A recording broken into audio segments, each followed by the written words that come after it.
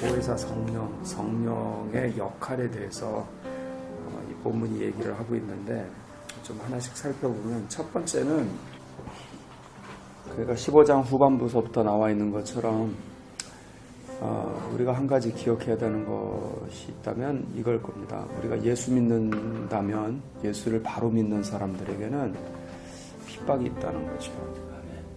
그것에 대해서 여기서 2절에서는 이렇게 표현했어요. 사람들이 너희를 추리할 뿐 아니라, 그러니까 너희를 공회에서부터 쫓아내고 때가 이르면 물은 너희를 죽이는 자가 생각하기를 이것이 하나님을 섬기는 예라 하리라.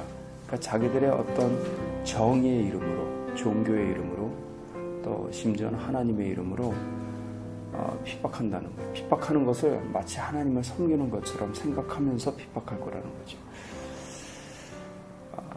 오늘날도 있을 건가? 저는 있다고 생각해요. 그 이유가 우리 요거 15장 18절에 보면 예수님이 이렇게 표현을 하셨어요.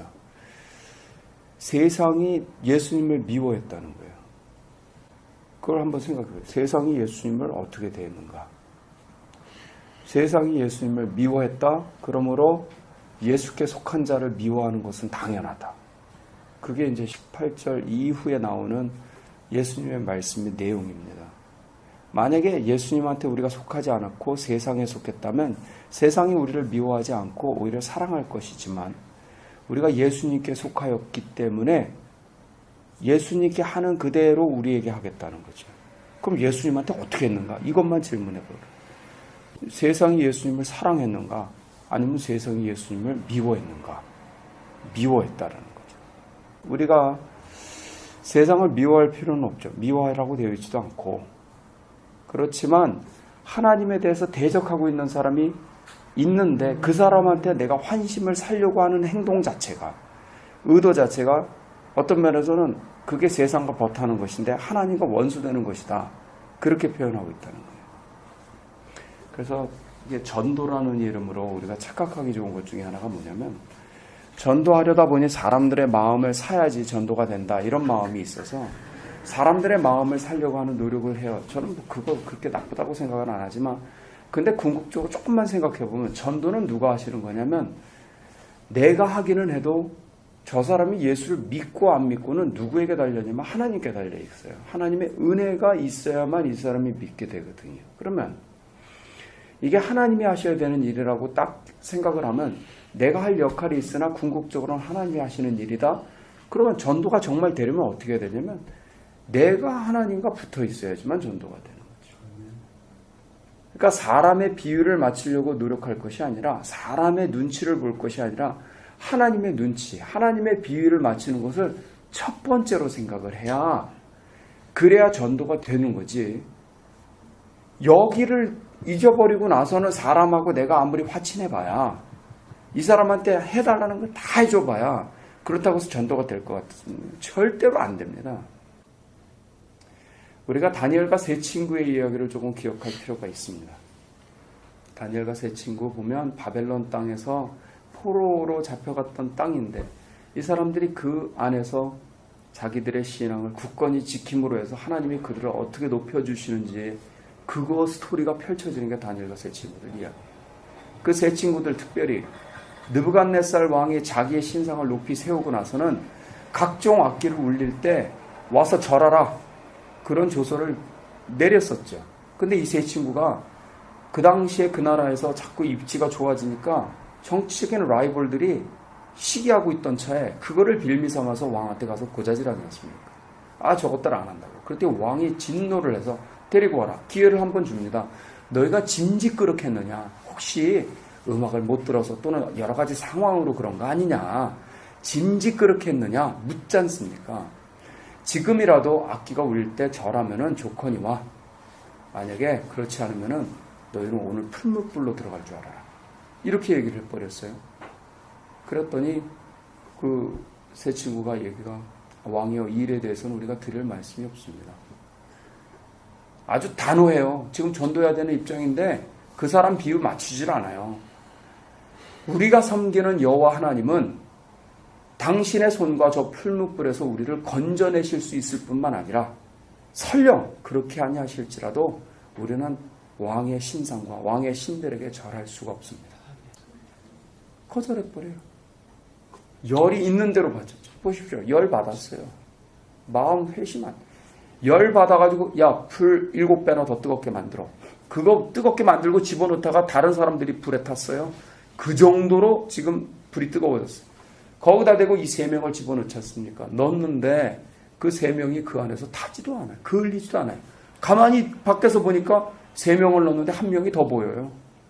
하나님의 천사와 같은 사람이 하나 거기 같이 있는 거예요. 말이 바뀌어요. 지극히 높으신 하나님의 종 나와라. 그리고서는 그날 이후로 조서가 내리기를 이 3사람이 섬기는 하나님에 대해서 함부로 얘기하는 것들은 죽을 줄 알아라. 그리고 그 3사람을 더 그 나라에서 높여주시지 않습니까? 이거 보십시오.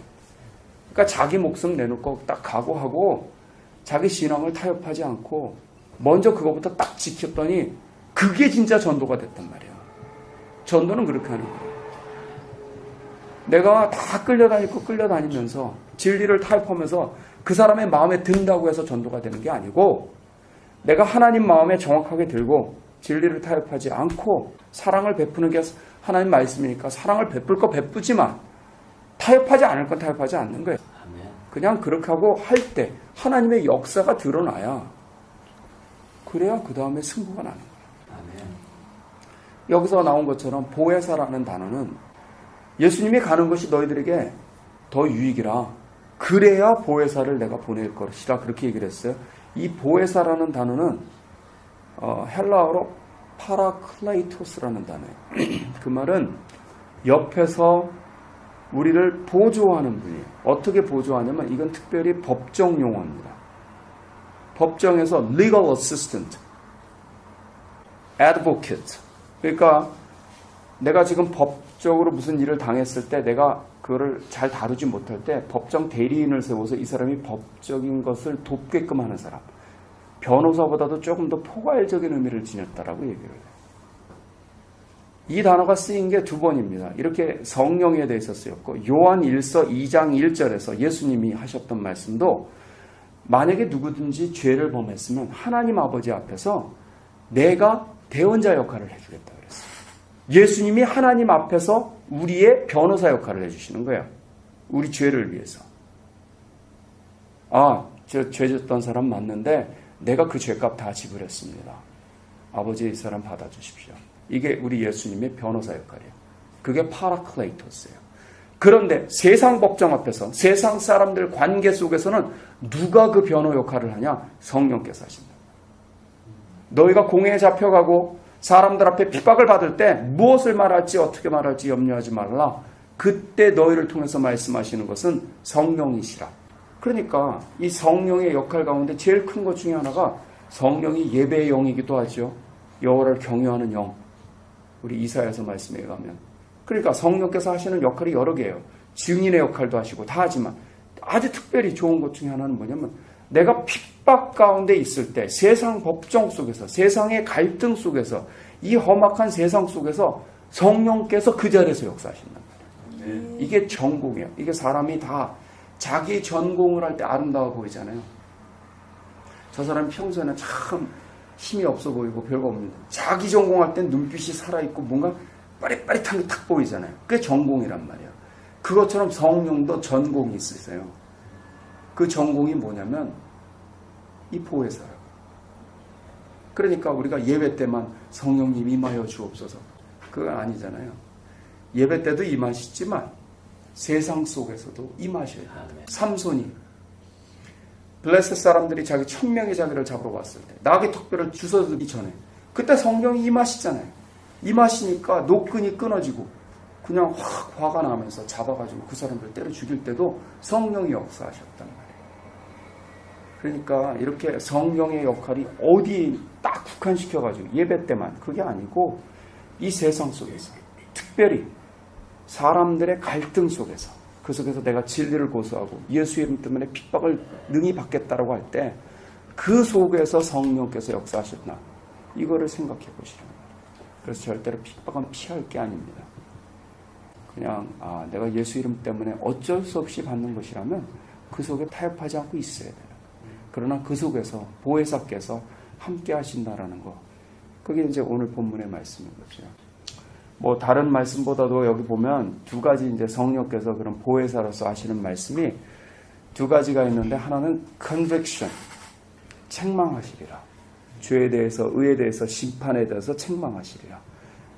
이런 말씀이 있고요. 죄라는 것은, 예수를 믿지 않는 것이 죄라는 것을 성령께서 사람들 마음에 convict, 이렇게 찌르시는 거예요.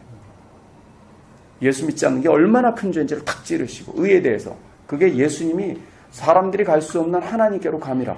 그러니까 예수님이 하나님이 보내신 의거든요. 의. The righteousness from God. 하나님의 율법으로 난 의가 아닌 하나님으로부터 따로 난 의. 그게 예수님이죠. 그거를 예수님이 의라는 것을 깨닫게끔 하시는 게 성령의 역할이고, 심판에 대해서 사탄이 쫓겨져 나갔다. 예수님이 사탄의 권세를 이기고 심판하셨다라는 것을 성령께서 깨닫게 하시는 거죠. 그래서 성령이 역사하면 귀신이 쫓겨져 나가는 게 그래서 그런 거 아닙니까? 이러한 역할도 있고, 또 한 가지, 이제 또 다른 역할은 여기 보면 13절인데, 그러나 진리의 성령이 오시면 그가 너희를 모든 진리 가운데로 인도하시리니 그가 자의로 말하지 않고 오직 듣는 것을 말하시며 장래일을 너희에게 알리시리라. 그래서 성령이 오시면 우리를 진리 가운데로 인도하시는 거예요. 세상 속에서. 여기 특별히 말하신다라는 표현이 있는 것처럼 성령 우리 각 사람 마음에 오셔서 말씀을 하세요. 그러니까 그 성령의 말씀하는 것을 성경적인 표현에 의하면 그 말씀을 듣는 것이 정상적인 거예요. 그게 이상한 표현이 아닙니다. 성경의 표현이 그래요. 사도행전을 가만히 보십시오. 그 사람들이 성경 읽다 깨달았다, 뭐 읽다가 묵상하다 뭐 감동받았다, 이런 표현보다도 가장 많은 표현은 뭐냐면 성령께서 말씀하셨다. 그걸 들었어요. 빌립이 성령께서 말씀하시는 걸 들었어요. 베드로가 성령께서 말씀하신 고넬료 집 저들과 따라가는 것을 이상하게 여기지 말아라. 베드로가 그렇게 들었어요. 바울도 성령의 음성을 들었어요. 심지어는 천사의 말도 들었어요. 이런 것이 이상한 것이 아니에요. 성경에 버젓이 되어 있는데 그것을 이상하다라고 얘기하는 오늘날 문화 코드가 이상한 거고, 교회 코드에 잘못된 코드가 교회 속에 들어간 것이 이상한 거예요. 성경적이지 않은 겁니다, 그게. 그러니까 성경에 있는 그대로 믿는 것이 저는 가장 합당하다라고 믿어요. 예수님 무리를 걸으셨다. 믿어요. 논리적으로 믿는단 말이에요. 그거를 가지고 아니 도대체 density difference가 있고 부피가 들어가야지. 그 다음에 부력이라는 것이 작용하는데, 이게 아르키메데스 법칙에 의해서 그런 일이 발생할 건데, 들어간 부피가 없는데 어떻게 뜨는가? 물리적으로 설명이 안 되는데, 물리적으로 설명이 안 되는데 저는 논리적으로는 설명이 돼요. 그게 무슨 말이냐면, 제가 우스갯소리로 그랬지만 예수님이 누구냐? 하나님의 아들이잖아요. 하나님의 아들이 무리를 걸었다. 저는 이상하지가 않아요. 하나님이 그게 전지전능한, 내가 가지고 있는 논리에서는 전지전능한 하나님이 무리를 걸었다. 가능하죠.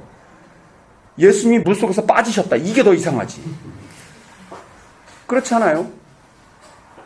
하나님이 out of nothing, ex nihilo, 아무것도 없는데 만드셨어요. 창조하셨어요. 말씀하심에 그대로 되니라. 저는 믿어요. 없는 것에서 있게 만드시는 거, 이게 세상에선 물리적으로 해석이 안 되잖아요. 그게 가능하단 말이에요. 그러니까 저는 그 말씀뿐만 아니라 이것도 성령의 음성을 듣는 것에 대해서 그것은 너무너무 지극히 당연한 것이고 그래야 하는 겁니다. 이게 물리적인 소리가 없어도, 어떤 프리퀀시가 내 귀에 들어오지 않아도 우리는 영적인 존재이기 때문에, 우리 가만히 생각해 보십시오. 사람이라는 게, 저는 영의 세계라는 것이 굉장히 신기하다고 생각을 하는데, 우리 사람은 경험이라는 것은 시간과 공간의 한계에 딱 사로잡혀 있지 않습니까? 그러니까 시간과 공간 속에서 내가 보거나 듣거나 체험하거나 간접 경험했거나 마음의 느낌을 받, 하여튼 여러 가지에 의해서 그것이 내게 이렇게 지각이 됐어야 그것을 알게 되는데, 미래 것을 미리 보는 경우가 있어요. 미리 해석하는 그런 거를 우리는 경험하면서 살아요. 뭐 예지몽이다 가지각색의 이름을 대지만 그게 영적인 세계가 있다라는 것을 뜻하지 않습니까? 그러니까 이런 것들을 생각을 하면, 이게 영의 존재가 분명히 있고 성령께서 내게 말씀하시는 거를, 이게 비이성적인 것이 아니라 그건 당연한 거지. 성경에 있으니까 이렇게 받아들이실 수 있어야 된다는 거지. 그래서 오늘요, 저는 그냥 이 두 가지 말씀을 통해서 성령께서 내게 오셔서 보혜사 역할을 하시고 또한 나를 진리 가운데로 친히 음성을 주시고 인도하신다. 우리가 이것을 받아들여야 됩니다. 저는 하여튼 여기까지가 오늘 말씀입니다.